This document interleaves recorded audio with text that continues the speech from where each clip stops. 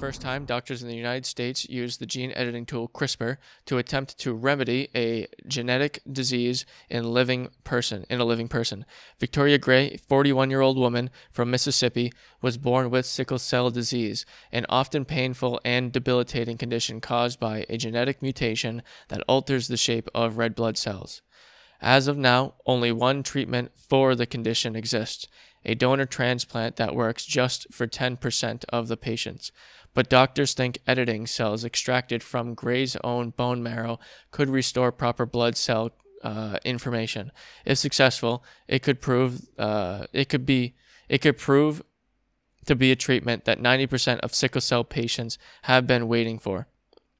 People with sickle cell disease don't have beta I had this really good earlier, now I'm fucking it up. Hemoglobin, the protein that both makes your red blood cells nice and round and helps transport oxygen through your body.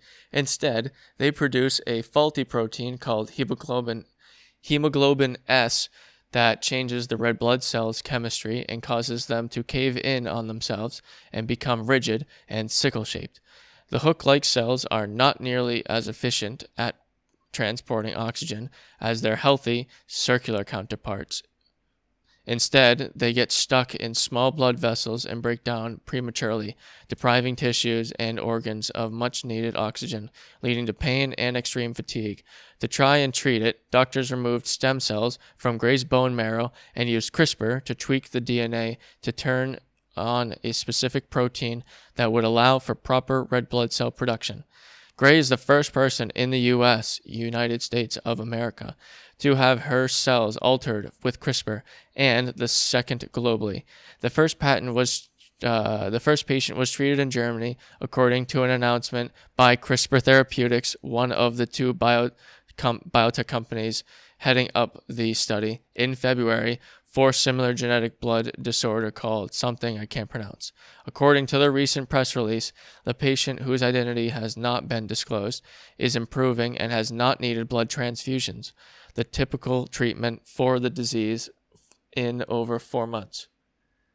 CRISPR Therapeutics, here we go, a Cambridge, Massachusetts-based company focused on developing gene-based therapies, and Vertex Pharmaceuticals of Boston, so both Massachusetts companies are the ones running this, will eventually enroll 45 people between the ages of 18 and 35 in the two companies' joint study to see if genetically modified blood cells with CRISPR could remedy these faulty sickle cells for good. What is CRISPR? CRISPR stands for a lot of things that will not make sense to you. I'm saying that, this actually there, but it doesn't make sense to me, so whatever. They are repeating sequences in DNA that, when matched with an enzyme, is, in this case, Cas9, like DNA cutting scissors, can chop up, remove, and replace various segments of DNA. Scientists first identified CRISPR as a defense system in bacteria. This is the cool part, when viruses try to take over a bacterial cell, the microorganism keeps pieces of the virus's DNA so that if the bacteria survives the attack, it has a way to recognize the invader the next time around. If the virus returns, the cell would use the stolen DNA and RNA called guide RNA, so named because it literally guides the DNA chopping enzyme Cas9. The guide RNA finds this match in the invading viral DNA, and then Cas9 makes a cut that damages the viral DNA and defends the bacterial cell from the viral takeover. So I think you can just imagine, just from that statement right there, the crazy things that CRISPR will allow people to do in the future, gene editing wise.